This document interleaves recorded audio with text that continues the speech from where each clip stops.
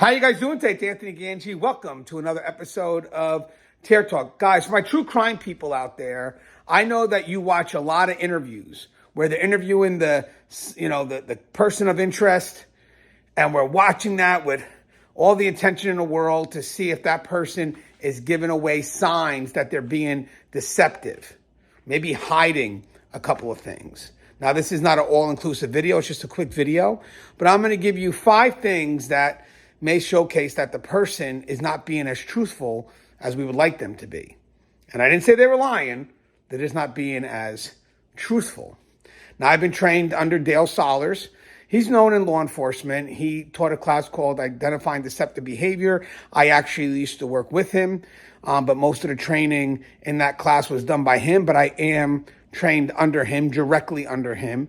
And I'm also trained in Mark McClish's book, Statement Analysis. That's a great way to understand what people really mean when they're writing their statements. So I thought I could just give you some quick pieces of advice here. And again, these are things that we could revisit later on, but I thought you guys would find this interesting. Now, mind you, when we're looking for signs, the person has to be under pressure, because at the end of the day, when you are given these tools, you could misuse them.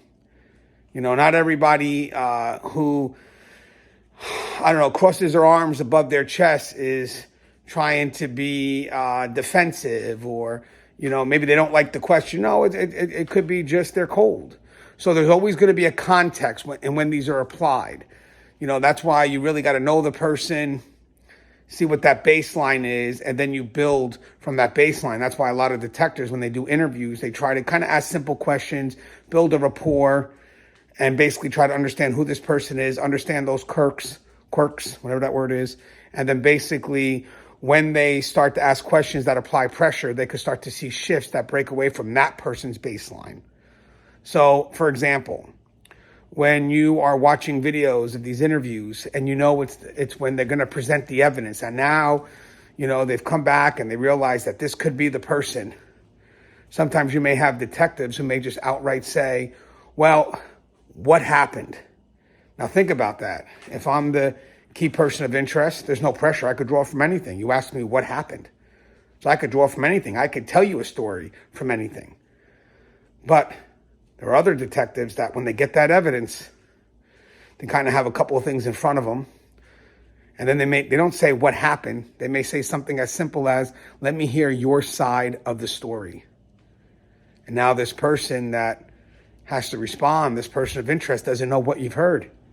And now when it gets to that point where they may feel that they need to be not so truthful, they start to feel the pressure, because they don't know how they have to shift their story to make sure it is in agreement with what you have heard. So think about the pressure from that one statement, how different that is. Think about, so what happened, as opposed to, let me hear your side of the story. Number 2, words matter. For example, and the. Simple word. One's a 1-letter word, one's a 3-letter word. We use it all the time. But a lot of people may not realize the distinction. The is something you've been introduced to, and could be something you're not introduced to.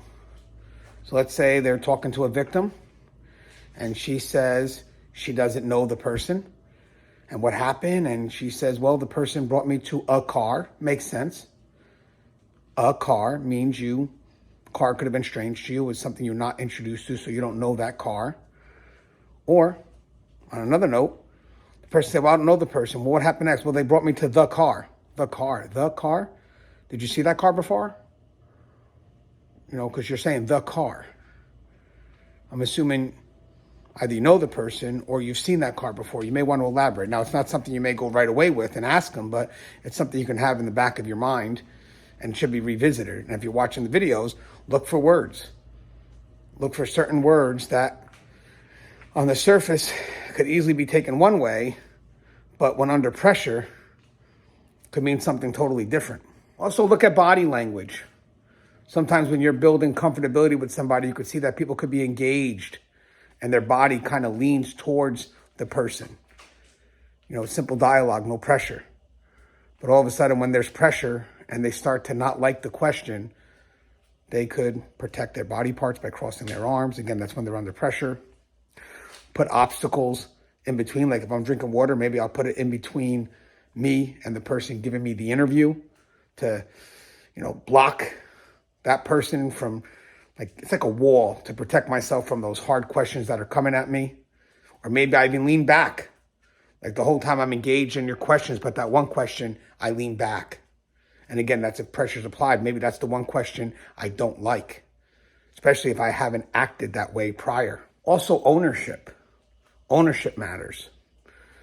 Let's say a husband and a wife get into a fight. And let's say, unfortunately, he does the unthinkable and he murders the wife.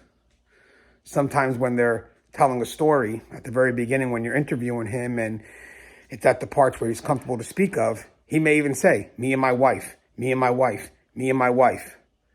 And that shows ownership. Me and my wife. He's owning that. But then all of a sudden, maybe the part where there's a fight that happens, and maybe he just doesn't want to mention that. All of a sudden, he separates. Now it's me and her. But the whole time the pattern was, because remember, it's by a pattern, me and my wife, me and my wife, me and my wife. Now it's me and her. Why did all of a sudden it change? Or, give you a simple example, how about a car? When my car is working good, it's my car. It's my car. Whose car is that? That's my car. It's working good. But when the car's not working good, it's that car. That car is giving me a hard time because I don't want ownership of that car. Because that's not the idea of what I want a car to be. My car is supposed to work. So there's a separation. So when you feel that all of a sudden there's a pattern where there's ownership and now there's a separation, you need to go back and see why all of a sudden this part here is no longer your wife. Why is it her? And one last thing, when people tell a story, and nothing's ever 100%, but for the most part, 25% is going to be a beginning.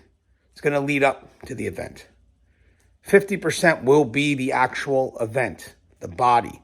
And the last 25% will be a feeling or the end result of when it's all done. How did you feel? And when people tend to lie, they tend to over-embellish the beginning and really stay focused on the beginning, put a little bit of the incident, and then really no follow-up ending. And then if you go to ask them to tell the story in reverse or from a different point, it's hard for them to recall it from any perspective outside how they memorized it. Where if someone really went through it, you could tell me to start from anywhere. You could tell me to run it backwards. I know this story. I lived it. But if I'm memorizing a story, if I'm, making sure that my lies hold weight, I only know that story probably from one perspective. Now, again, nothing's 100%, but for people that aren't experienced liars, they may only know the story the way they memorized it, and it's going to be hard for them to start at a different point, or in some cases, bring the story backwards. And I will say one more thing. When people lie, it's very tiring. It's extremely tiring because they have to defend the lie. So the longer you can hold at it on the interviewer side, the more they start to get drained. And eventually, through exhaustion, they may give up. But it takes a lot of work. It's not that easy. Ask a lot of detectives. But good detectives, they know that eventually the person will tire out. You just got to be on top of them. So guys, just things for you to look at when you're watching those interviews, or if you're working in corrections, maybe when you're doing those interviews. But as always, guys, stay safe.